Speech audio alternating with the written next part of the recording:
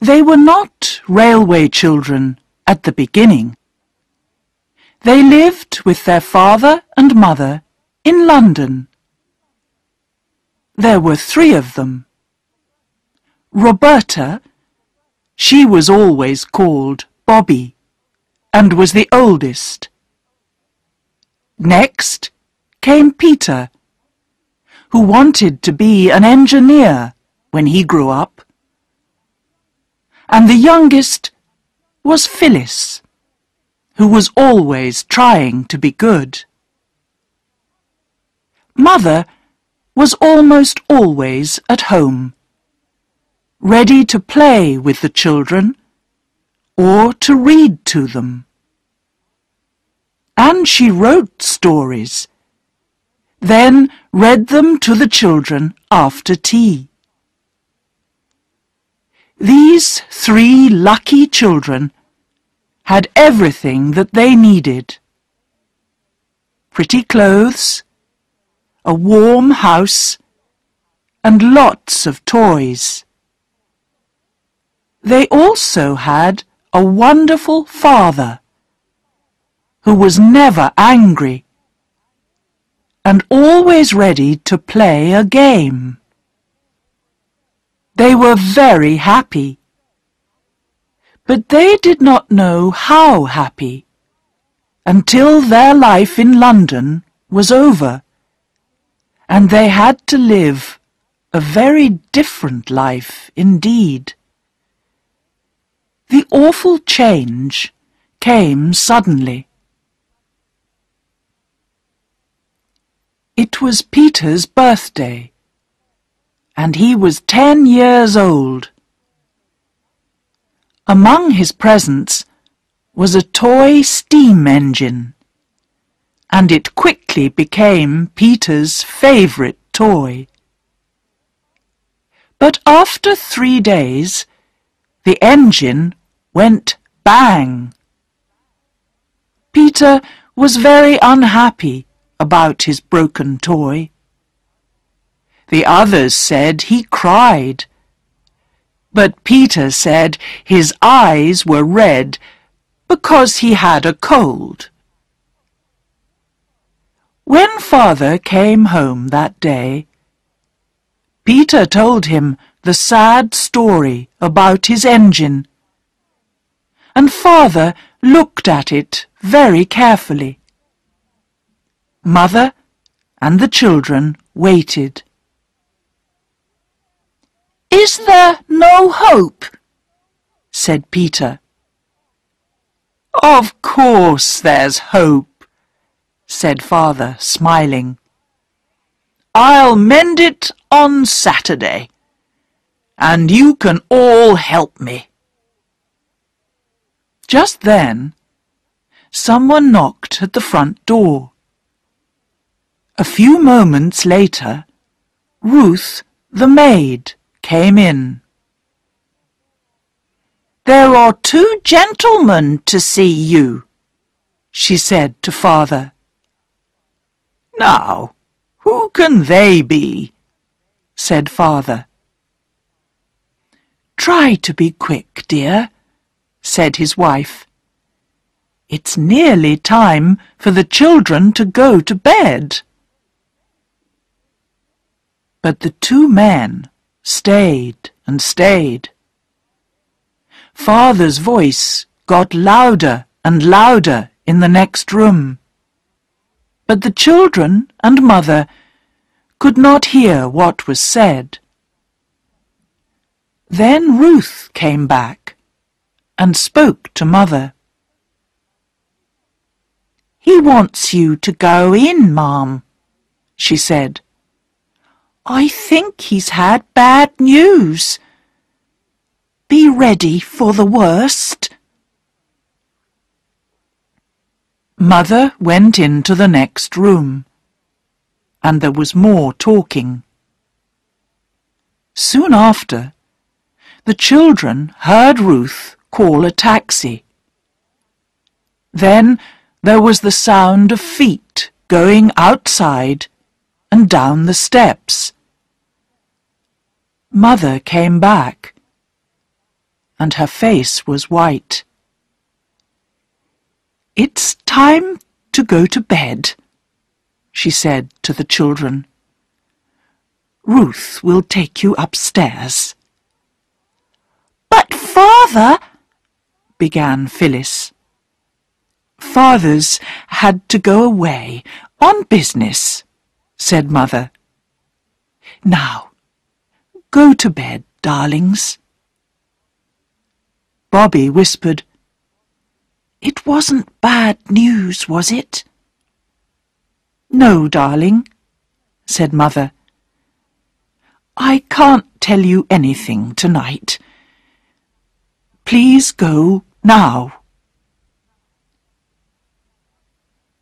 Mother went out early the next morning, and it was nearly 7 o'clock before she came home. She looked ill and tired, and the children asked her no questions. Mother drank a cup of tea. Then she said, "Now, my darlings, I want to tell you something. Those men did bring bad news last night. Father will be away for some time, and I'm very worried." "Is it something to do with the government?" asked Bobby. The children knew that Father worked in a government office. "Yes," said Mother. "Now don't ask me any more questions about it. Will you promise me that?" The children promised. Everything was horrible for some weeks. Mother was nearly always out. Ruth, the maid, went away. Then Mother went to bed for 2 days, and the children wondered if the world was coming to an end. One morning, Mother came down to breakfast. Her face was very white, but she tried to smile. "We have to leave our house in London," she said. "We're going to live in the country, in a dear little white house near a railway line. I know you'll love it." A busy week followed, packing everything up in boxes.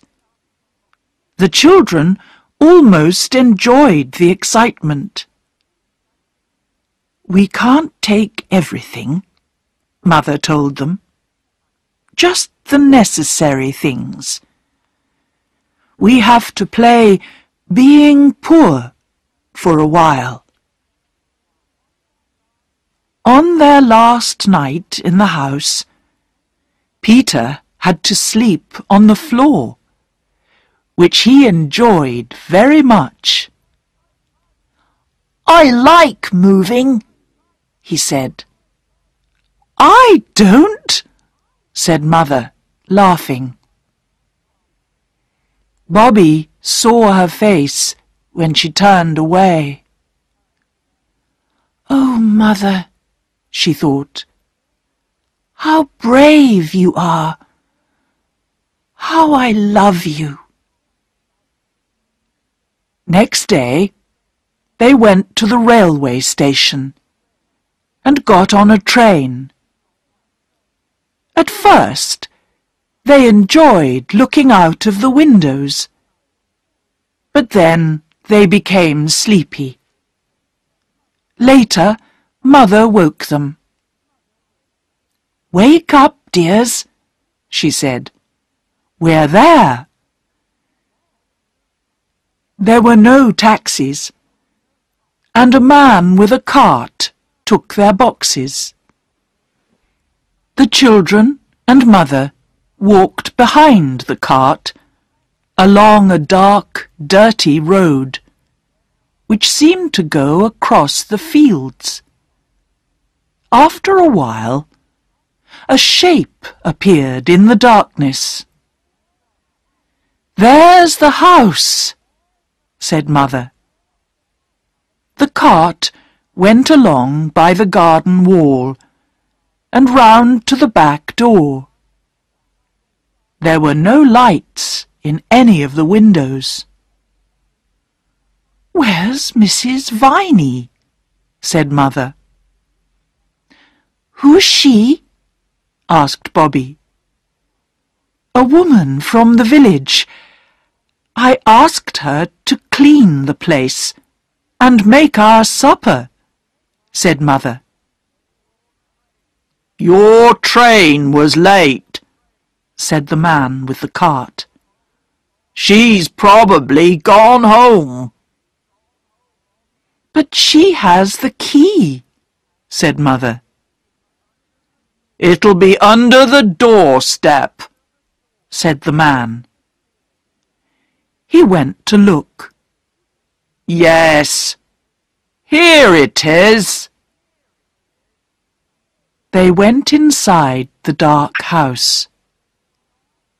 There was a large kitchen with a stone floor, but there was no fire, and the room was cold. There was a candle on the table, and the man lit it. Then a noise seemed to come from inside the walls of the house. It sounded like small animals running up and down.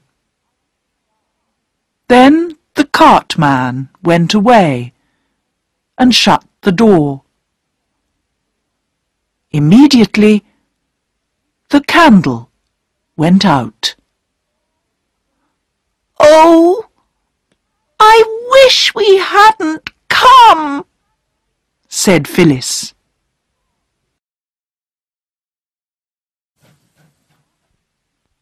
Chapter 2. Peter and the Coal. "You've often wanted something to happen," said Mother, lighting the candle again. "And now it has. This is an adventure, isn't it? I told Mrs. Viney to leave our supper ready. I suppose she's put it in the other room. Let's go and see." They looked in the other room, but found no supper. "What a horrible woman," said Mother. "She's taken the money, but got us nothing to eat at all." "Then we can't have any supper," said Phyllis unhappily. "Yes, we can," said Mother. "We can unpack one of the boxes. There's some food from the old house." They found candles in the box, and the girls lit them. Then Bobby fetched coal and wood and lit a fire. It was a strange supper. Tomatoes, potato chips, dried fruit and cake. And they drank water out of teacups. After supper, they put sheets and blankets on the beds. Then Mother went to her own room. Very early next morning, Bobby pulled Phyllis's hair to wake her. "Wake up," she said. "We're in the new house. Don't you remember? They wanted to surprise their mother and get the breakfast ready. But first, they went to look outside. The house seemed to stand in a field near the top of a hill, and they could see a long way. "This place is much prettier than our house in London," said Phyllis. They saw the railway line at the bottom of the hill and the big black opening of a tunnel. Further away, they could see a high bridge between the hills, but the station was too far away to see. "Let's go and look at the railway," said Peter. "Perhaps there are trains passing." "We can see them from here," said Bobby. So they sat down on a big, flat, comfortable stone in the grass. And when Mother came to look for them at 8 o'clock, they were asleep in the sun. "I've found another room," Mother told them. "The door is in the kitchen. Last night we thought it was a cupboard." There was a table in the little square room, and on the table was their supper. "There's a letter from Mrs. Viney," explained Mother. "Her son broke his arm, and she went home early. She's coming again later this morning." "Cold meat and apple pie for breakfast?" laughed Peter. "How funny!" But their supper made a wonderful breakfast. All day they helped Mother to unpack and arrange everything in the rooms. It was late in the afternoon when she said, "That's enough work for today. I'll go and lie down for an hour before supper." The children looked at each other. "Where shall we go?" said Bobby, although she already knew the answer. "To the railway, of course!" cried Peter. At the bottom of the hill there was a wooden fence, and there was the railway, with its shining lines, telegraph wires and posts, and signals. They all climbed onto the top of the fence. Suddenly, they heard a noise, which grew louder every second. They looked along the line towards the dark opening of the tunnel. The next moment, the railway lines began to shake, and a train came screaming out of the tunnel. "Oh!" said Bobby, when it had gone. "It was like a great wild animal going by." "It was very exciting," said Peter. "I wonder if it was going to London," said Bobby. "London is where Father is." "Let's go go down to the station and find out," said Peter. They walked along the edge of the line, beneath the telegraph wires, to the station. They went up onto the platform and took a quick look into the porter's room. Inside, the porter was half asleep behind a newspaper. There were a great many railway lines at the station. On one side of the big station yard was a large heap of coal, which the steam trains used for their engines. There was a white line on the wall behind, near the top of the heap. Later, when the porter came out onto the platform, Peter asked about the white line. "It's to show how much coal there is in the heap," said the porter. "So we shall know if anybody steals some." The porter was smiling, and Peter thought he was a nice, friendly person. And so the days passed. The children did not go to school now, and Mother spent every day in her room, writing stories.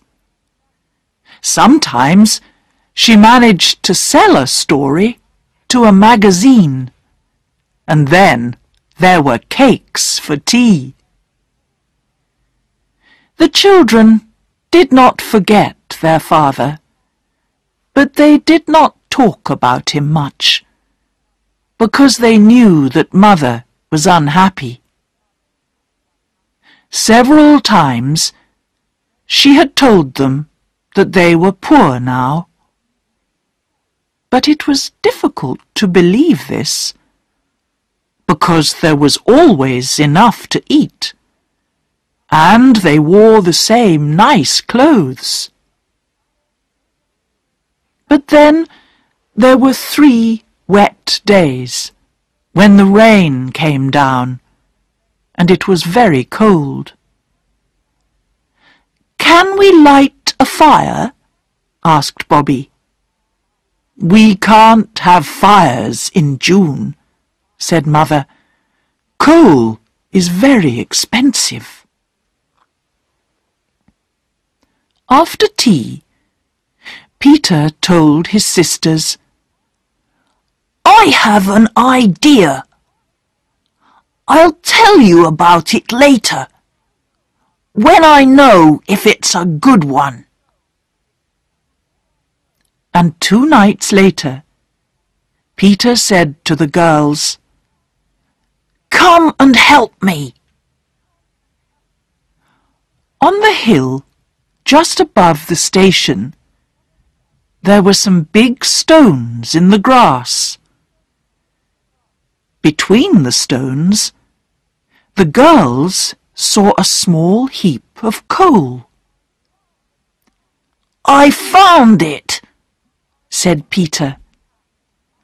"Help me carry it up to the house." After 3 journeys up the hill, the coal was added to the heap by the back door of the house.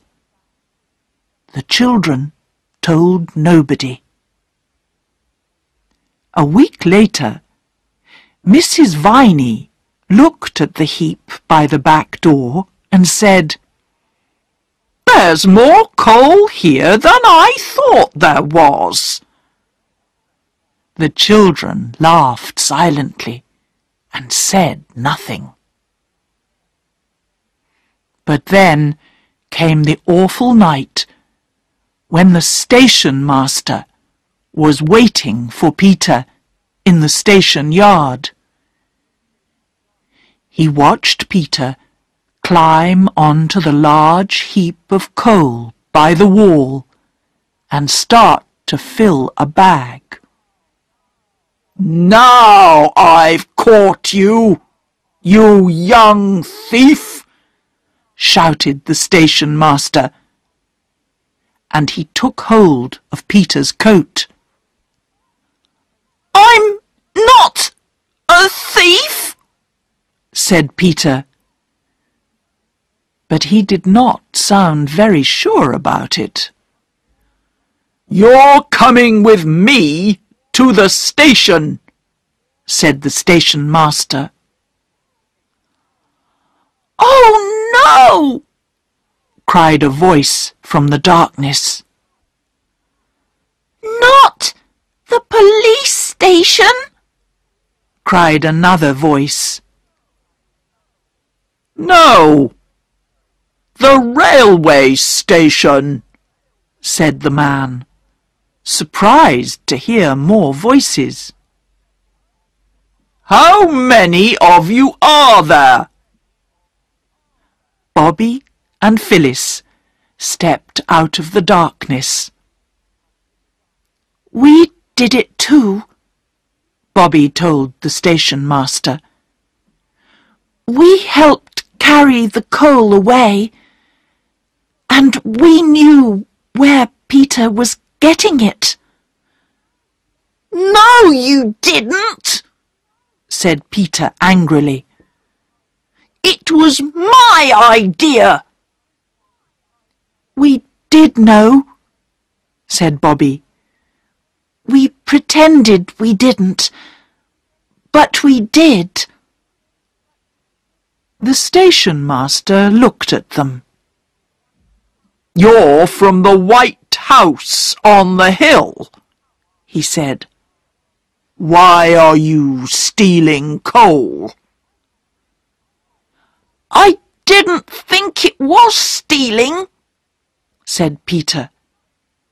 "There's so much coal here. I took some from the middle of the heap, and I thought nobody would mind. And Mother says we're too poor to have a fire.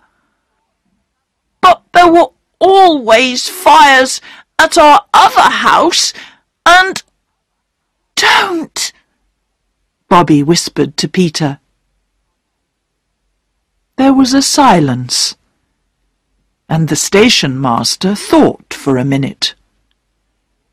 Then he said to Peter, "I won't do anything this time, but remember, this coal belongs to the railway, and even from the middle of the heap, it's still stealing."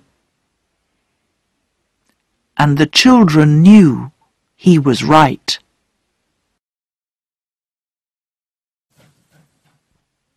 Chapter 3. The Old Gentleman.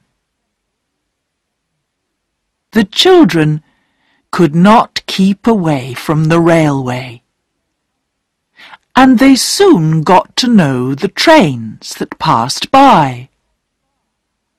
There was the 9:15 and the 10:07 and the midnight train that sometimes woke them from their dreams.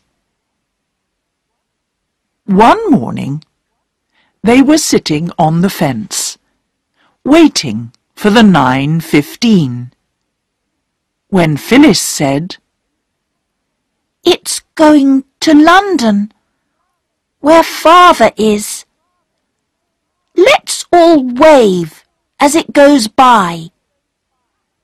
Perhaps it's a magic train, and it can take our love to Father."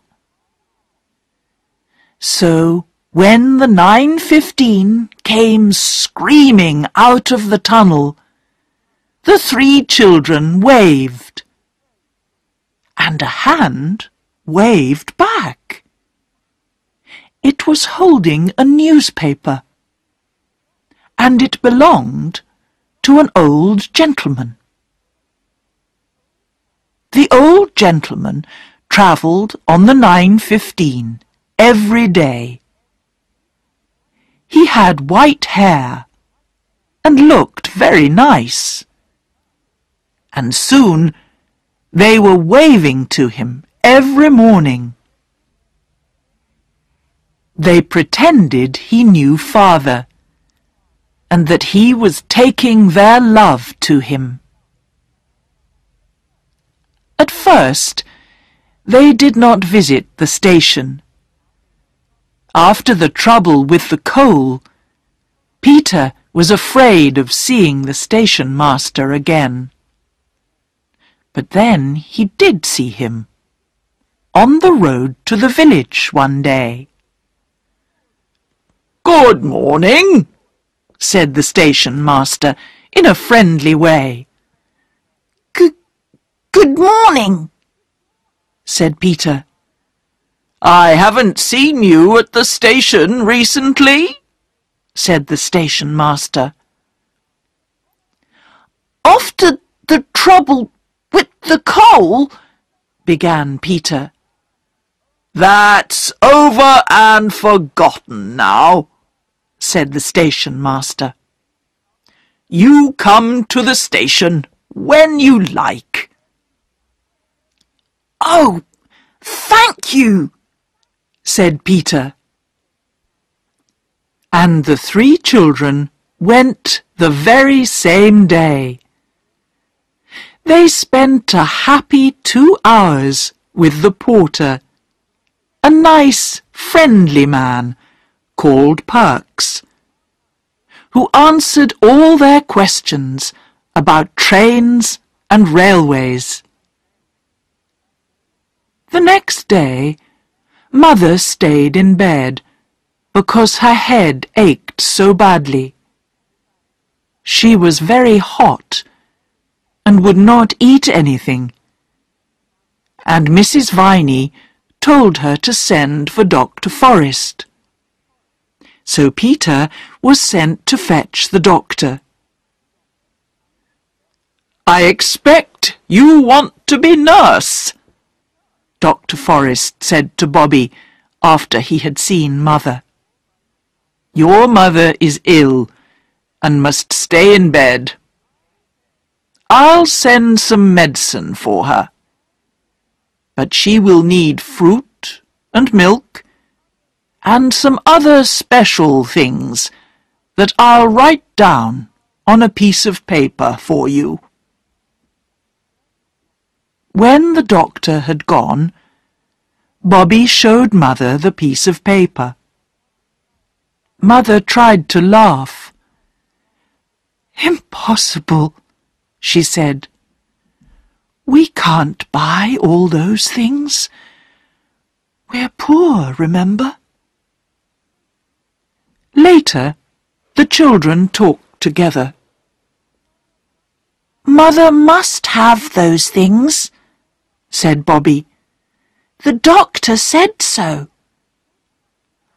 How can we get them for her?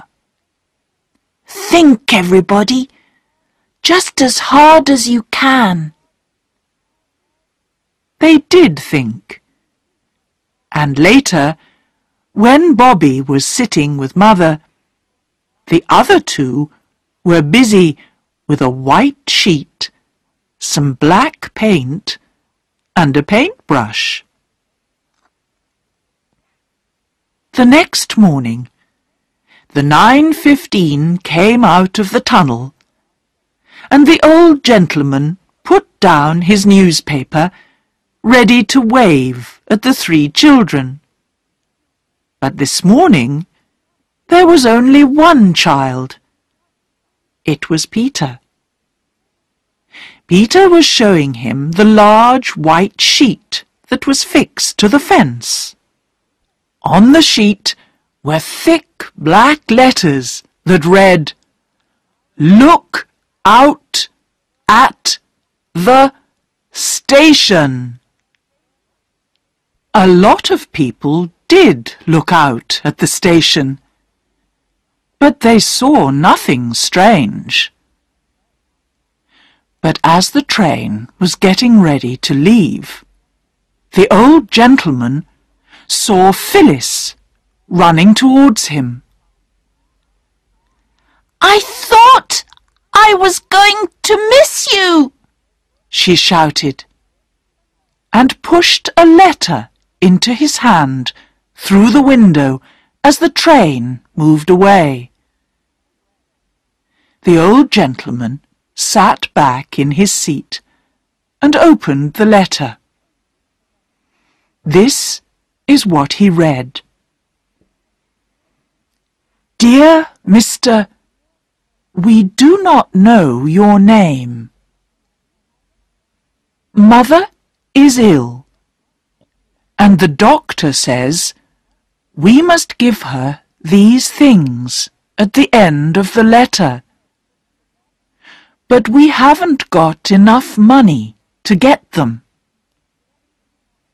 We do not know anybody here except you, because Father is away, and we do not know his address. Father will pay you, or if he has lost all his money, Peter will pay you when he is a man. We promise it. Please give the things to the station master, because we do not know which train you come back on. Tell him the things are for Peter, the boy who was sorry about the coal.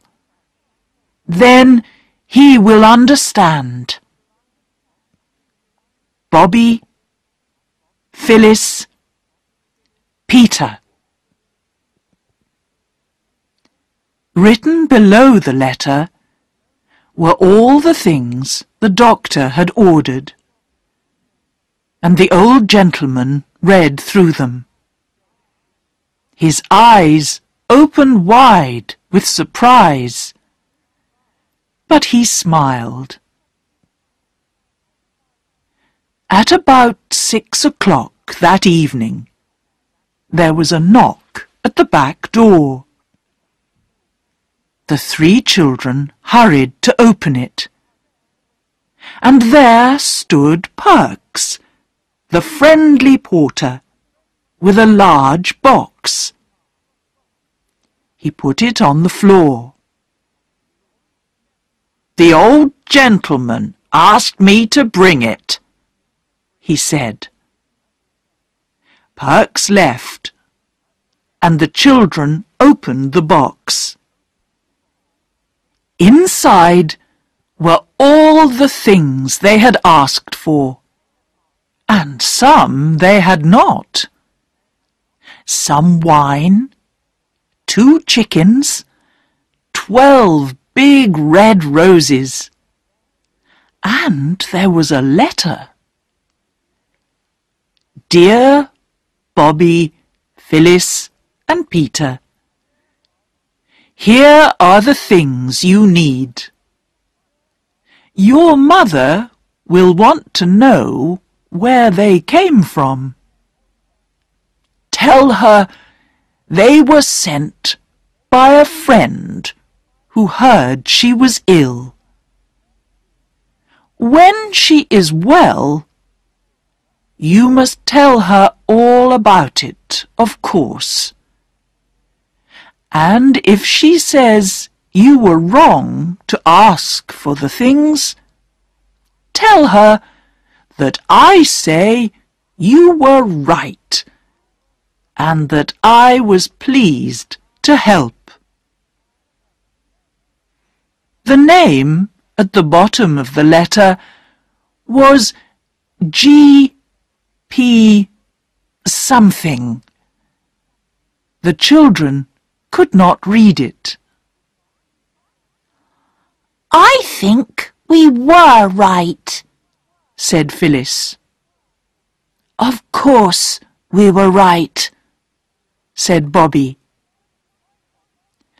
"I hope Mother thinks we were right too," said Peter.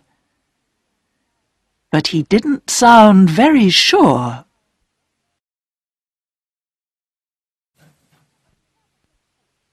Chapter 4.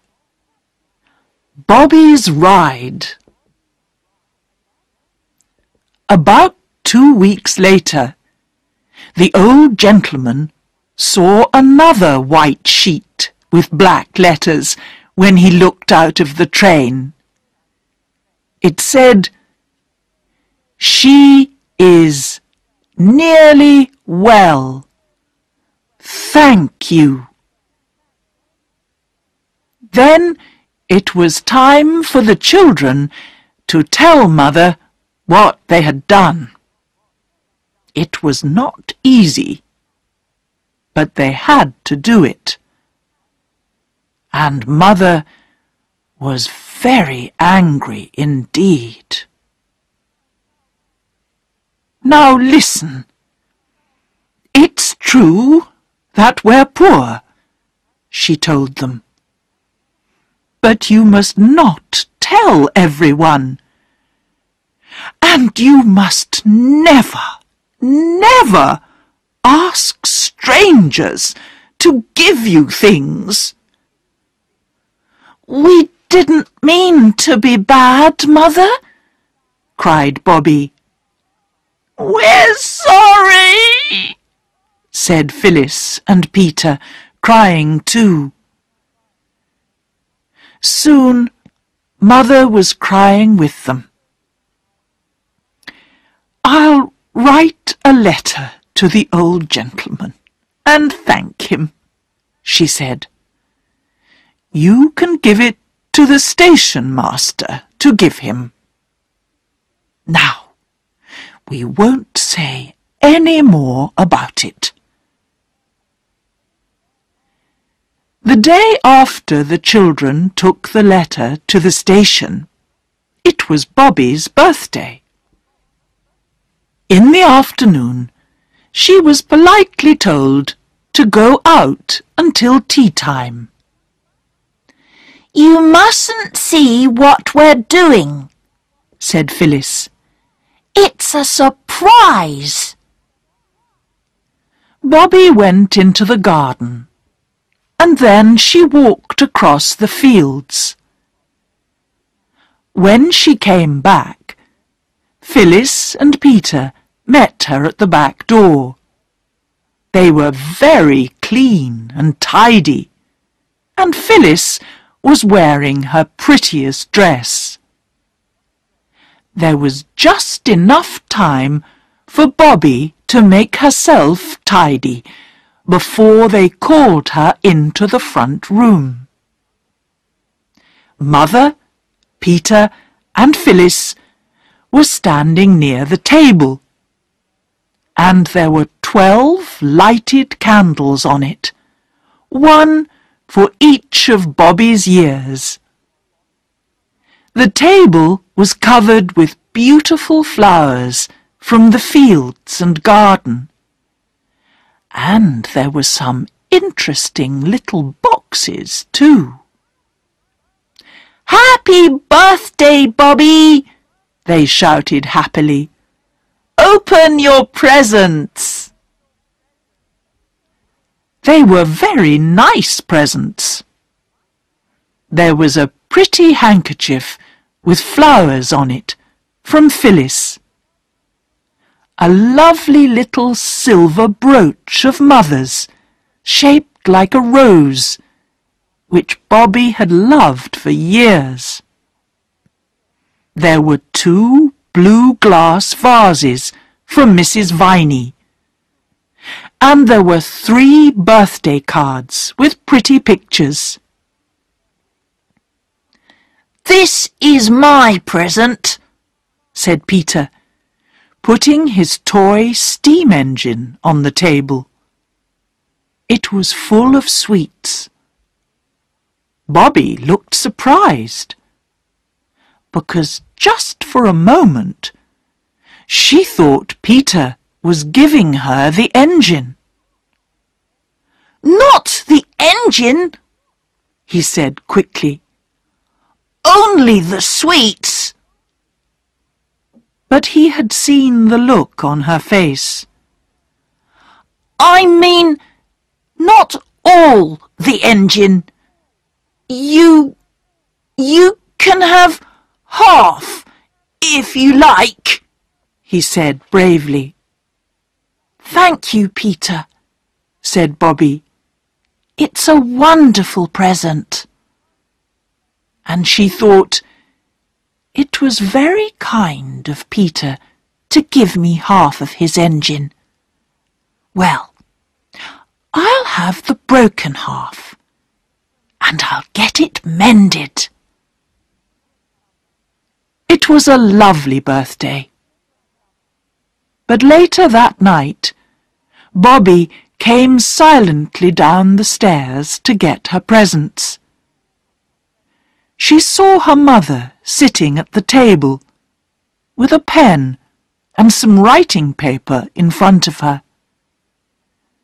She's writing to Father, thought Bobby. But at that moment, Mother wasn't writing. Her head was on her arms, and her arms lay on the table. It's my birthday, and she doesn't want me to know she's unhappy, thought Bobby.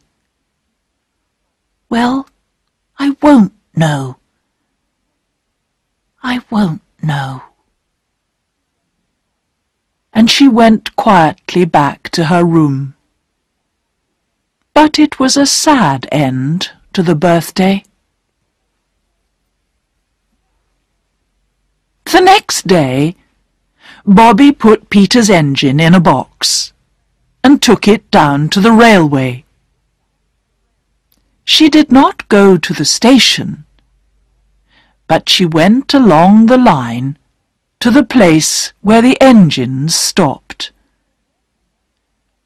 When the next train came in, Bobby went across the line and stood beside the engine.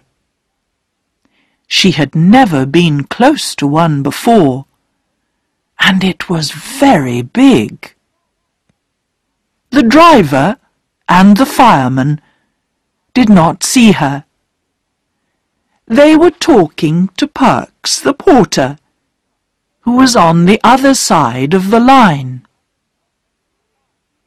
"Excuse me," began Bobby. But the men did not hear her, because the engine was making a lot of steam and noise. Bobby climbed onto the step of the engine. But at that moment, the train began to move. Bobby fell inside, onto a heap of coal. "Help!" she cried. But still the men didn't see or hear her. "I shouldn't be here," she thought, as the train went faster.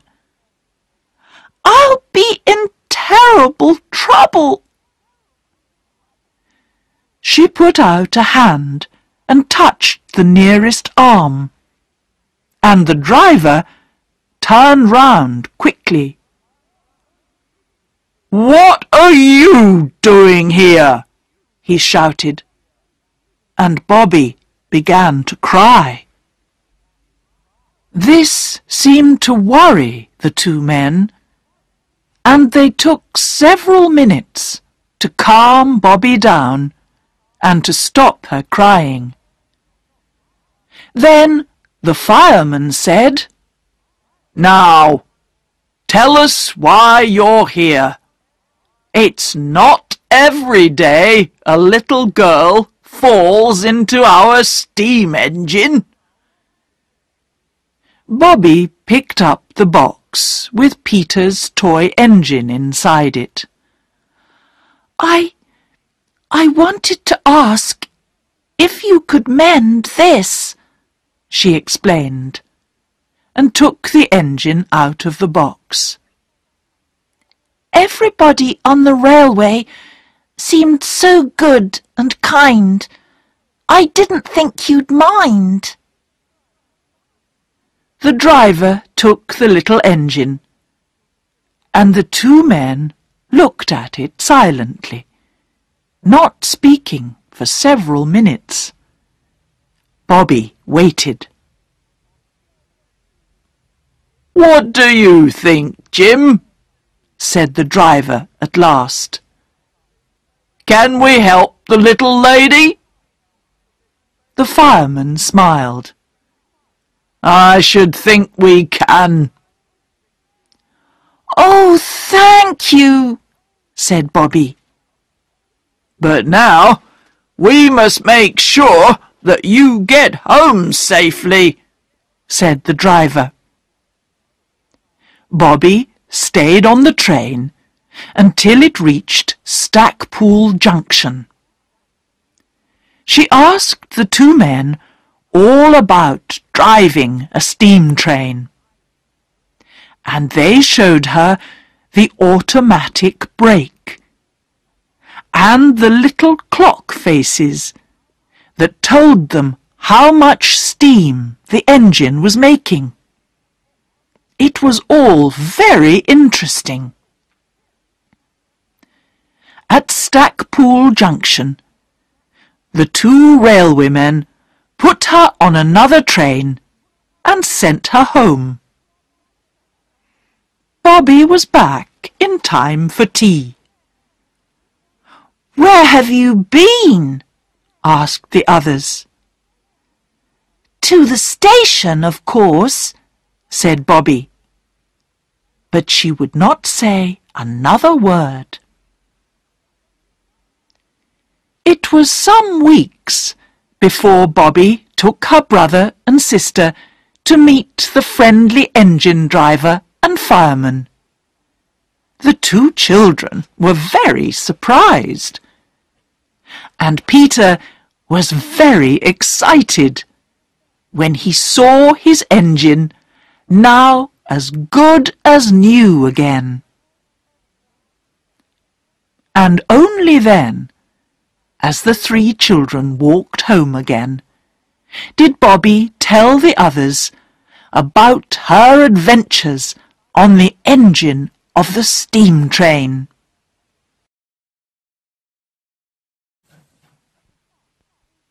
Chapter 5. Saving the Train. One day, the children were walking by the fence along the top of the hill beside the railway line. The line here ran through a deep little valley, and the hillside on both sides of the line was very rocky. But among the rocks, grass and flowers grew, and many small trees. Phyllis stood by the fence and looked down to the lines at the bottom. "It's like looking down the side of a mountain," she said. Suddenly, they heard a noise.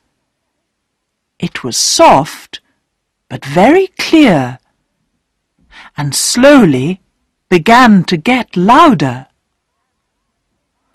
"Look at the tree over there!" cried Peter. The girls looked and saw a tree moving slowly downwards on the opposite side of the railway line. "It's magic," said Phyllis. "I knew the railway was magic. Look, some other trees are moving too." They watched as the trees moved on and on, grass and stones moving with them. Then a big rock began to move as well, and suddenly half the hillside was moving. A second or two later, everything came crashing down in a big heap on the railway line below. "It's right across the line," said Phyllis, feeling a little frightened now. "Yes," said Peter slowly. "And the 11:29 hasn't gone by yet. We must let them know at the station, or there will be an awful accident." "There isn't time," said Bobby. "It's past 11 now." They thought for a moment. "We need something red. Then we could go down on the line and wave it," said Peter. "Everyone knows that red means danger, and the train would stop." "Our petticoats," said Phyllis. "They're red. Let's take them off." The girls did this. Then the three of them ran along the line to a corner. When they were round the corner, it was impossible to see the heap of trees and rocks. "We'll need some sticks as well," said Peter, taking one of the petticoats. "Now." He took a knife from his pocket. "You're not going to cut them, are you?" said Phyllis. "Yes, cut them," said Bobby. "If we can't stop the train, there will be a real accident and people will be killed."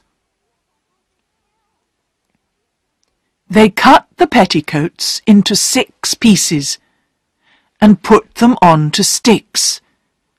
Now they had 6 red flags.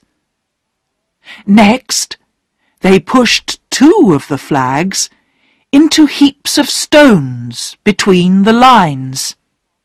Then Bobby and Phyllis each took one, and Peter took the other 2.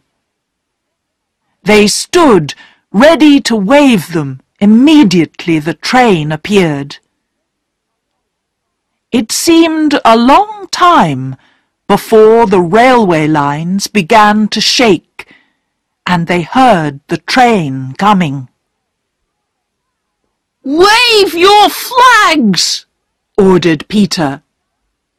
"But don't stand on the line, Bobby." The train came very, very fast. The lines began to shake, and the 2 flags that were pushed into the heaps of stones soon fell over. But Bobby ran across and picked up one of them. "The train's not going to stop," she shouted. "They won't see us. It's no good." She ran on to the line, waving her 2 flags. "Get back, Bobby!" shouted Peter. But Bobby did not move from the line. She waved and waved her flags, shouting, "Stop! Stop!" as the big black engine came towards her. It did stop, but only 20 meters from Bobby. Peter and Phyllis ran along the line to tell the driver about the trees and rocks around the corner. But Bobby couldn't move because her legs were shaking too much. she had to sit down on the ground. But they had saved the train. "You're brave and clever children," the driver told them. Some weeks later, a letter arrived at the little white house on the hill. It was for Peter, Bobby, and Phyllis, and it said, "Dear Sir and Ladies, we would like to say thank you for saving the train and stopping a very bad accident. Please come to the station at 3 o'clock on the 30th of the month, if this is a suitable day. J. Inglewood, Secretary, the Northern and Southern Railway Company." It was to be a very special day indeed. The three children went down to the station at the right time, dressed in their best clothes, and the station master came to meet them. "Come into the waiting room," he said. He took them into the room where people usually waited for the trains. But now there was a carpet on the floor and flowers above the pictures on the walls. Perks the porter was there, and several men in high hats and long coats. There were ladies in expensive dresses, and people who had been on the train on Red Petticoat Day. Best of all, their own old gentleman was there, and he came across to shake their hands. Then everybody sat down on chairs, and an important-looking man got up to speak. He said nice things about the children, how brave and clever they were, and then he sat down. Next, the old gentleman got up and said more nice things about them. Then he called them across and gave each of them a beautiful gold watch. "These are from the Northern and Southern Railway Company," he said, "to say thank you for the brave and sensible thing that you did to save the train." It was a wonderful day, a day that seemed more like a dream than real life. Afterwards, the old gentleman walked with them to the little white house. "I want to meet the mother of these clever children," he said. Mother was surprised to see their visitor, but she thanked him again for the things he had sent when she was ill.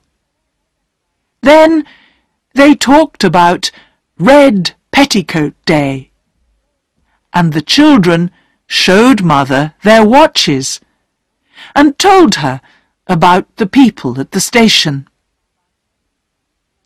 "I've been very pleased to meet you," Mother said to the old gentleman when it was time for him to leave. "I'm sorry we can't ask you to come and see us again, but we live very quietly." The children thought this was very strange. They had made a friend, a very good friend, and they dearly wanted him to come and see them again. What did the old gentleman think? They didn't know. He looked closely at Mother and said, "I thank you, madam, for welcoming me to your house today." But Bobby was watching her mother's face as the old gentleman walked away. It was a sad, tired face. "She's thinking about Father," thought Bobby.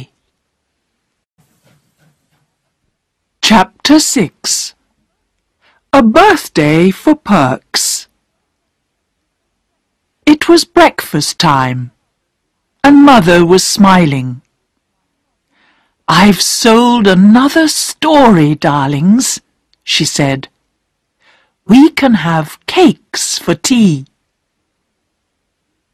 The three children looked at each other. Then Bobby said, "Can we have the cakes on Thursday instead of today? It's Perks's birthday on Thursday." "How do you know?" asked Mother. "I showed him my brooch, the one you gave me for my birthday, and I asked him about his birthday. He says he doesn't keep birthdays anymore because he has other things to keep, his wife and children. But he said it was on the 15th, and that's Thursday. And we thought we could make a birthday tea for him," said Peter. "He's been very good to us." "All right," said Mother. But cakes didn't seem a very exciting birthday present. "We can give him flowers," said Bobby, when they were discussing it in the garden later that day. Then Peter had an idea. "Perks is nice to everybody," he said. "There must be lots of people in the village who will want to help us give him a nice birthday. Let's ask everybody." Bobby wasn't sure. "Mother said we weren't to ask people for things." "Not for ourselves," said Peter. "It's all right to ask for other people. I'll ask the old gentleman too." So they went to the village. Some people were kind, and some were not. "It's my birthday tomorrow," said old Mrs. Ransom at the post office. "Nobody will remember mine. Why should I give anything to Perks? Go away." But other people gave things. A pipe, a tin of tea, a walking stick. And others promised to give small presents too. Early the next morning, Bobby and Phyllis went into the garden and cut some roses. They put them into a box with one of Bobby's prettiest handkerchiefs. Then they wrote on a piece of paper, "For Mrs. Ransom, for her birthday, with our love," and put it inside the box. Bobby and Phyllis took the box down to the post office and put it inside the door when the old woman wasn't looking. While they were gone, Peter told his mother about Perks's presents. "We're not doing it because he's poor," said Peter, "but because we like him." "I hope he understands that," said Mother. On Thursday morning, the children went to fetch the presents which other people had promised. Eggs, meat, tomatoes. The old lady at the post office was standing outside as they went by. "I want to thank you for the roses," she said. "We're pleased you liked them," said Phyllis. "And here's your box," said Mrs. Ransom, giving it back to them. It was now full of shiny red apples. She smiled. "The Perkses children will like them. And I've got a pram in the back of the shop. It was for my daughter's first child, but the child died after 6 months. I'd like Mrs. Perks to have it for her little boy. Will you take it?" "Thank you," said Bobby. "We will." The children put all the presents in the pram, and at 3 o'clock they pushed it to the Perkses' little yellow house. Mrs. Perks and her young children were surprised to see them. "We know it's Mr. Perks's birthday," said Peter, "and we've brought some presents for him." The woman's eyes got bigger and bigger with surprise as each thing was taken from the pram. "Perks has never had a birthday like it," she said. The cakes and the presents were put on the table. Then the children hid in the other room when they heard Perks coming home from work. They wanted to surprise him by jumping out and saying "Happy Birthday" after he'd seen the presents. "What's all this?" they heard him say. "What's that pram doing here?" His wife explained, but too quietly for the children to hear. But they heard Perks shout, "I'm not having any of it. We've managed all these years, asking people for nothing, and I'm not going to start taking things now. We may be poor, but we don't need charity." Bobby ran into the other room. "We thought you'd be pleased," she cried. "We didn't mean to do anything wrong," said Peter, following her. I'll never be kind to anyone again," said Phyllis, starting to cry. "Don't you understand?" said Perks. "People in the village will laugh at me. Poor Perks, he can't take care of his own family. We have to give him things. That's what they'll be saying now." "No," cried Bobby. "It's not charity. People were happy to give you birthday presents. The man at the village shop said, 'I'm pleased to give something to Mr. Perks. He always pays his bills.' And the woman at the post office wanted you to have the pram. It was for her granddaughter, but the little girl died." "I'm not sending the pram back, Bert," said Mrs. Perks, when she heard this, "so don't ask me to." I won't," said Perks quietly. "And other people said you were kind and polite and hard-working," said Bobby. "They wanted to give you a birthday present. The old gentleman gave Peter £1 for you. He said you were a man who was good at his work. We thought you would like—" "Stop!" Perks said suddenly. "I take back every word I said. I don't know if I was ever so pleased.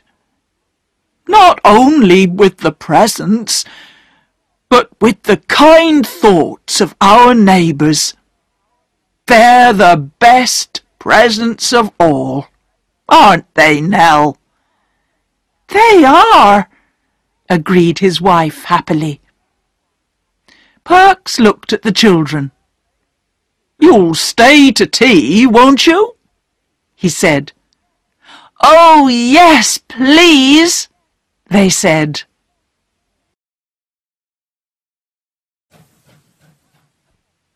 Chapter 7. The Terrible Secret. When the children first went to live at the White House, they talked about Father a lot and were always asking questions about him. But as time passed, their questions seemed to make Mother unhappy, so they stopped asking them. But they never forgot him. Bobby thought about Father often. She knew her mother was unhappy, and she worried a lot about that. And why was Father away for so long?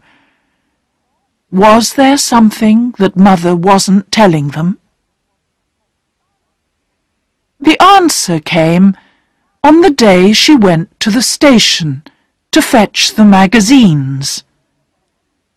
They were old magazines, which people left on trains or in the waiting room. Perks said the children could have them to read. And one day Bobby went to fetch them. "I'll just put some newspaper round them to keep them together," said Perks, and he took an old newspaper from the heap. The magazines were heavy, and Bobby stopped to rest on the way home. She sat on the grass and dropped them beside her. As she did this, she looked at the newspaper and read some of the words on the page. And it was like a terrible dream. She never remembered how she got home, but she went to her room and locked the door. Then she took the newspaper off the magazines and looked at it again. The words seemed to jump at her. 5 years in prison for spy.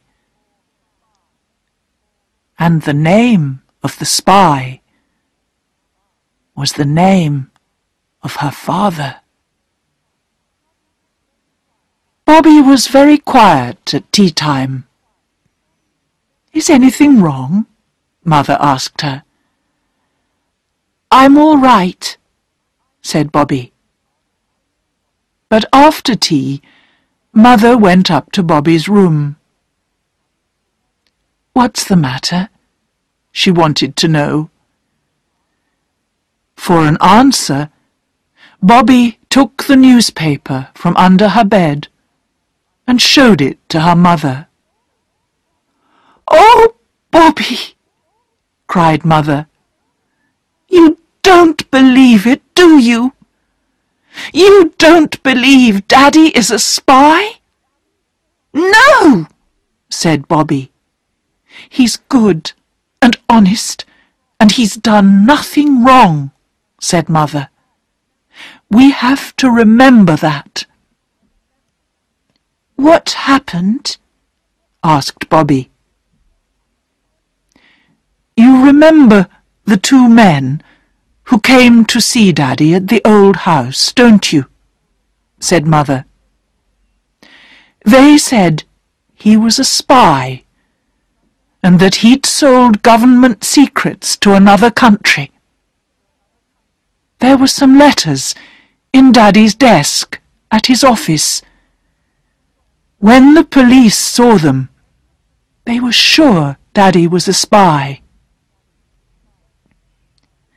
"But how did the letters get into his desk?" asked Bobby. "Somebody put them there," said Mother. "And that person is the real spy." "Who?" said Bobby. "Who put the letters there?" "I don't know," said Mother.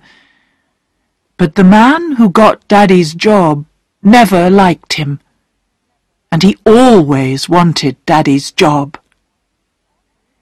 "Is he an honest man?" asked Bobby. "Daddy was never really sure," said Mother. "Can't we explain all this to someone?" said Bobby.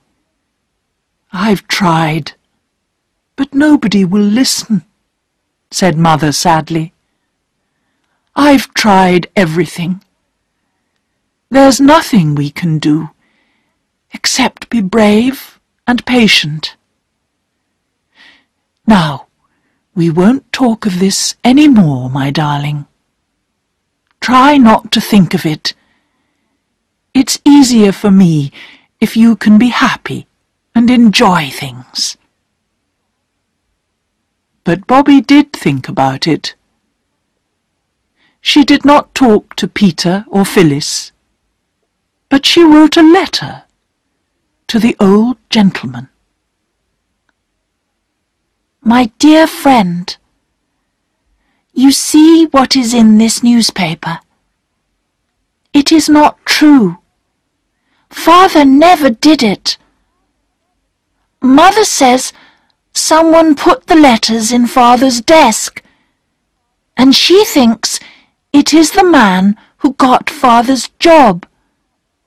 But nobody listens to her. You are good and clever. Can you find out the name of the real spy? It is not Father. Peter and Phyllis don't know he is in prison. Can you help me? Oh, do help me. With love from your friend, Bobby." She put the page of the newspaper with her letter and took it to the station. Bobby asked the station master to give it to the old gentleman the next morning. Now she could only wait and see what happened.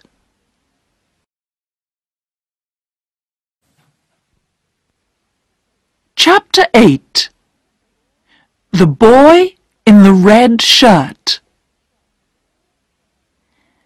"The boys from the school in Maidbridge are having a paper chase today," said Bobby the next morning. "Parks thinks they'll go along beside the railway line. We could go and watch." There were men working on the railway line, and the children began by watching them. They almost forgot the paper chase, and were surprised when a voice said, "Let me pass, please." It was the first boy from the school. "He's the hare," explained Bobby. All the other boys are the hounds, and they have to chase after him. There was a bag under the hare's arm. It was full of pieces of paper, which he dropped behind him for the other boys to follow. They watched as he ran into the black mouth of the tunnel. The workmen watched him too. "He shouldn't go in there," said one. "It's only a game," said another. "Passengers shouldn't cross the line." "He's not a passenger." Then came the hounds, following the pieces of white paper. They came down the steps at the side of the tunnel and disappeared into the darkness. The last boy was wearing a red shirt. "Will they take long to get through the tunnel?" asked Peter. "An hour or more," guessed one of the men. "Let's go across the top of the hill and see them come out the other end of the tunnel," Peter said to his sisters. The tunnel was cut through a hill.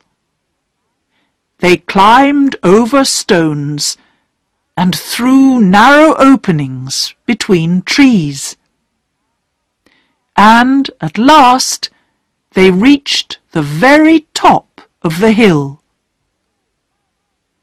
"It's lovely up here," said Bobby, as she looked across the fields. "It was worth the climb." "The paper chase is worth the climb," said Phyllis. "But hurry, or we'll miss it." But there was plenty of time, and they had to wait at the other end of the tunnel. "Look! Here he comes!" shouted Peter at last. The hare came very slowly out of the shadows of the tunnel. Soon after came the hounds. They were going slowly too, and looked very tired. "What shall we do now?" said Bobby. "That's not the last," said Peter.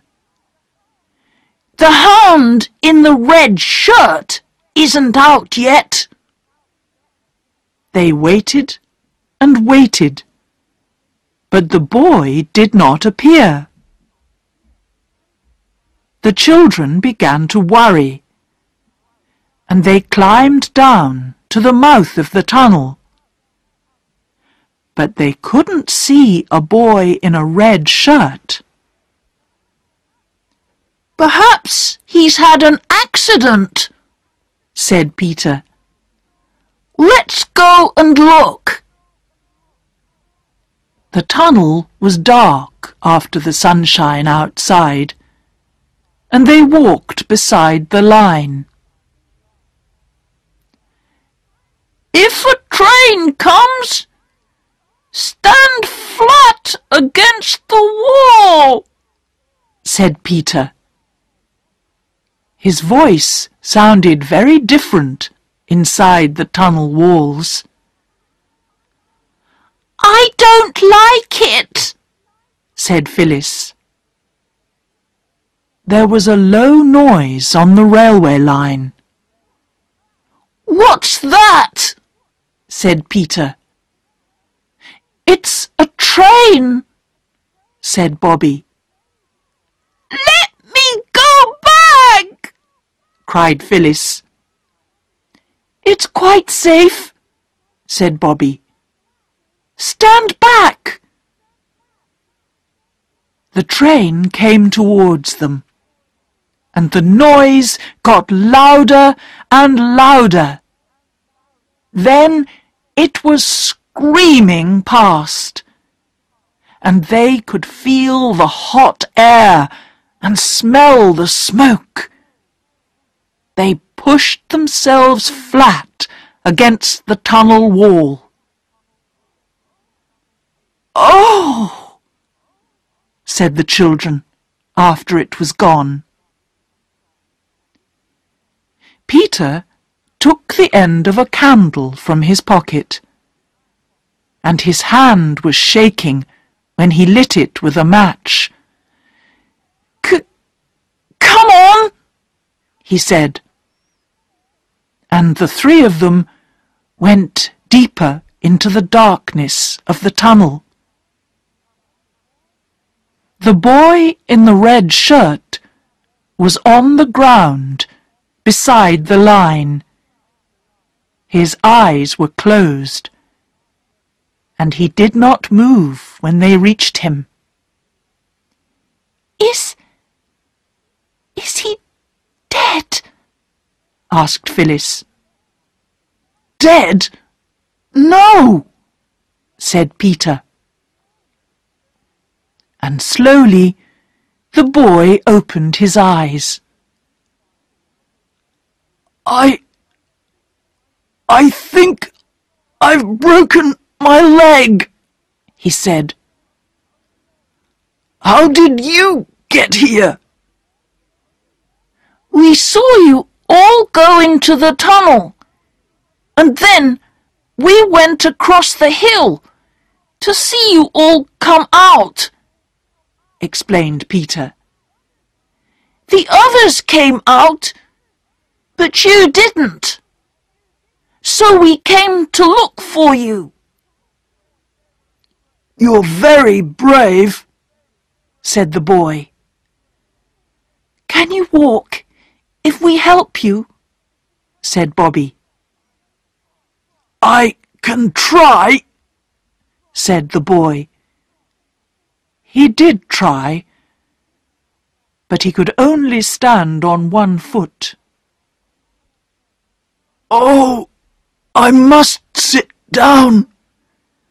The pain is awful." He sat down again and closed his eyes. The others looked at each other. "You must go and get help," said Bobby quickly. "I'll stay with him. You take the longest bit of candle, but be quick." Peter looked worried. "Let me stay, and you and Phyllis go." "No," said Bobby. "You two go, and lend me your knife. I'll try and cut his boot off before he wakes up again. Just be quick." Bobby watched their figures disappear, then put her little candle beside the boy's foot. She used Peter's knife to cut off the boot. Then she looked at the broken leg. "It needs something soft under it," she thought, and then remembered her petticoat. She took it off and carefully put it under the boy's leg. He woke up a few minutes later. "What's your name?" asked Bobby. "Jim," he said. "Mine is Bobby," she said. "Peter and Phyllis have gone to get some help." "Why didn't you go with them?" he said. "Someone had to stay with you," said Bobby. "I must put out the candle, or it will burn itself out." "Are you afraid of the dark, Bobby?" asked Jim, when they were sitting in the darkness. Not very afraid," said Bobby, "but—" "Let's hold hands," said Jim. He put his large hand over her small one. Then they sat and waited. Peter and Phyllis went to a farm to get help. When the two children got back to the tunnel with the men from the farm, they found Bobby and Jim asleep. The men carried Jim on a piece of flat wood. "Where does he live?" asked one of them. "In Northumberland," answered Bobby. "He told me while we were waiting." "I'm at a school in Maidbridge," said Jim. "I suppose I must get back there." "A doctor ought to see you first," said the man. "Bring him to our house," said Bobby. "It's not far along the road. I'm sure Mother will say it's all right." Mother did say it was all right, although she was a little surprised at first. Then Bobby explained. "I'm sorry to be so much trouble," Jim said to Mother as the men carried him in.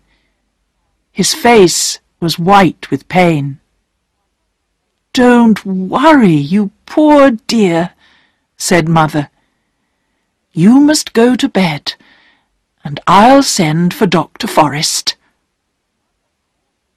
Mother also sent a message to Jim's school to tell them what had happened. "My grandfather lives near here," said Jim. "Then I'll write and tell him too," said Mother. "I'm sure he'll want to know. What's his name?"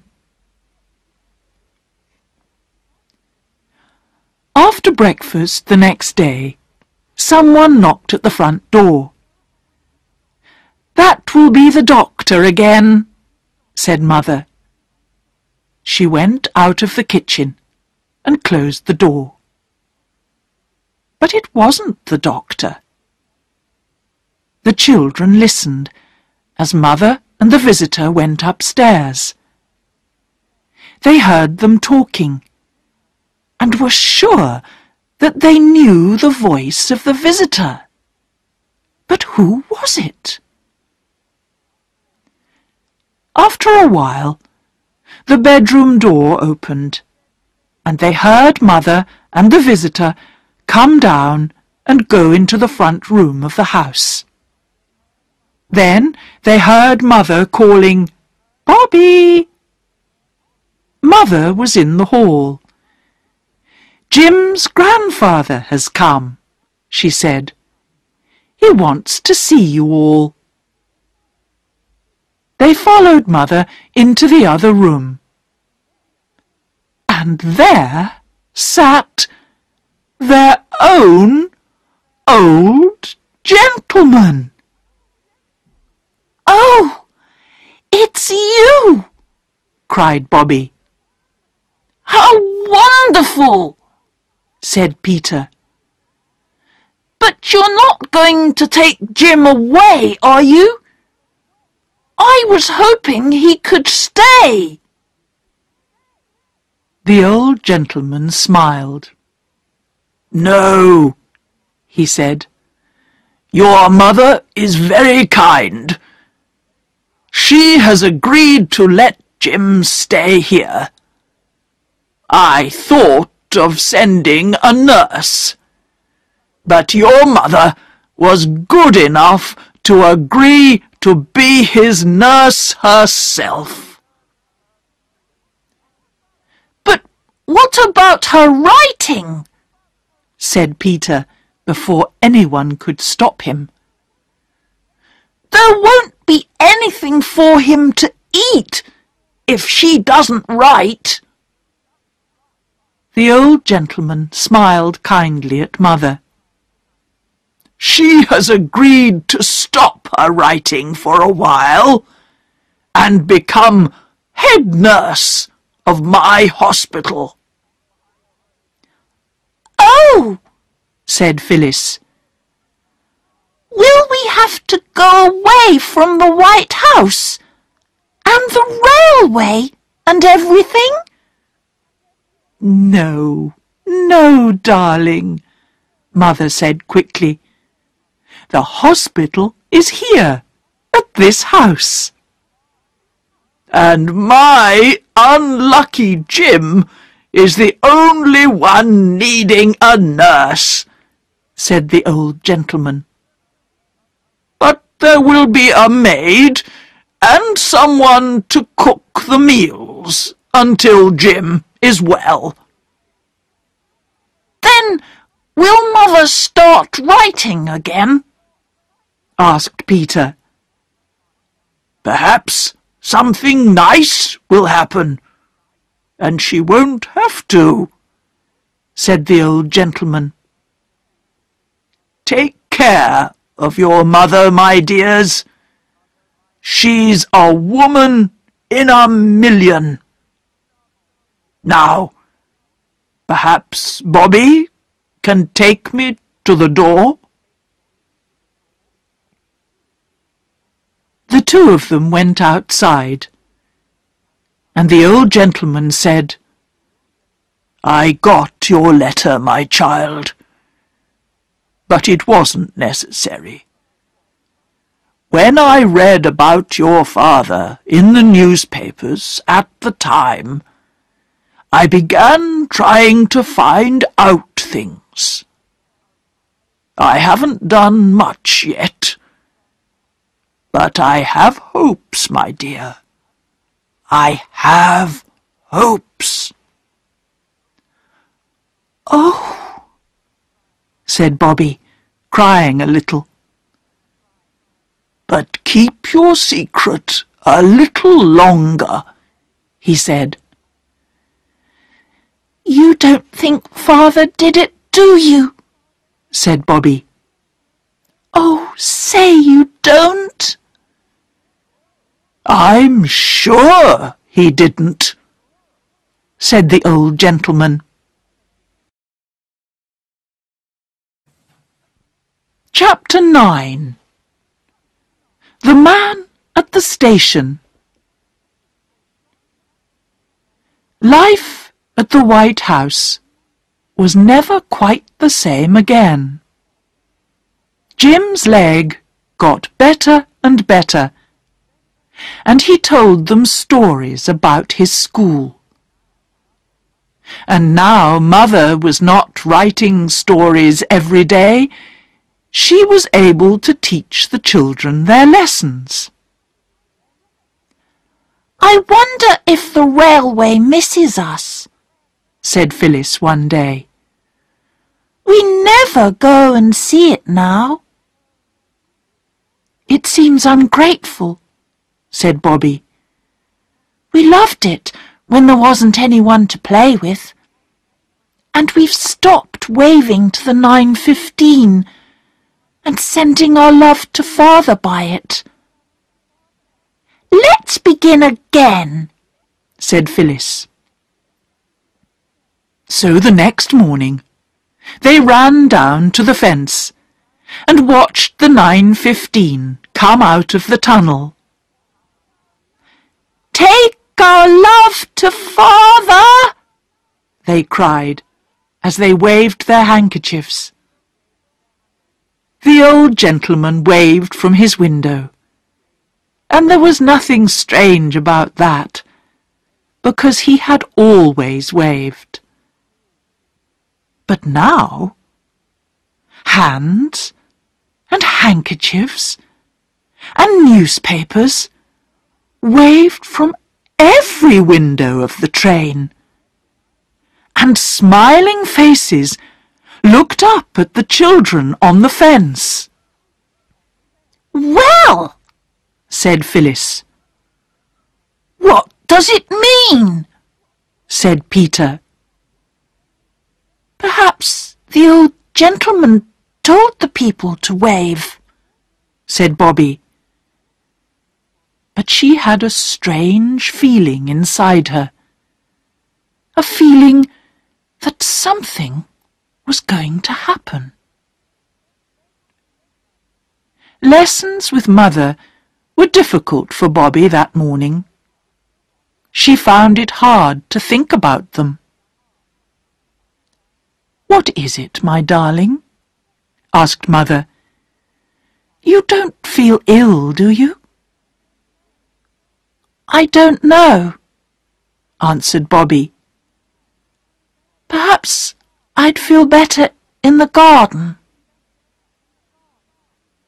But the trees and the flowers all seemed to be waiting for something to happen.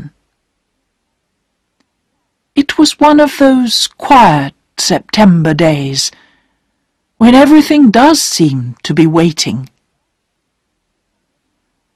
"I'll go down to the station and talk to Perks," she thought. Everyone seemed to have a newspaper in their hand that morning. Several people waved theirs at Bobby and smiled as she went by. People who never usually waved or smiled at her. "How strange," she thought. Perks wasn't anywhere on the platform, and Bobby had only the station cat to talk to. "How kind and friendly everybody is today," she said to the cat. Perks appeared when it was time for the 11:54 to arrive. He had a newspaper too. "Hello," he said to Bobby. "I saw it in the paper, and I've never been so pleased about anything in all my life." "What did you see in the paper?" asked Bobby. But already the 11:54 was steaming into the station, and Perks was looking in all the windows. Only 3 people got out of the train. The first was a woman with 3 boxes of chickens. The second was a woman with a brown suitcase. And the third... "Oh, my daddy! My daddy!" cried Bobby. That scream went like a knife into the heart of everyone on the train. People put their heads out of windows and saw the tall, white-faced man and the little girl with their arms around each other. "I knew something wonderful was going to happen," said Bobby as they went up the road. "But I didn't think it was going to be this. Oh, my daddy!" "Didn't Mother get my letter?" asked Father. "There weren't any letters this morning," said Bobby. "Oh, Daddy, it really is you, isn't it?" He held her hand and said, "You must go in by yourself and tell Mother very quietly that it's all right." They've caught the man who did it. Everyone knows now that your daddy isn't a spy." "We always knew you weren't," said Bobby. "Me and Mother and our old gentleman." "Yes," said Father. "It's him I must thank."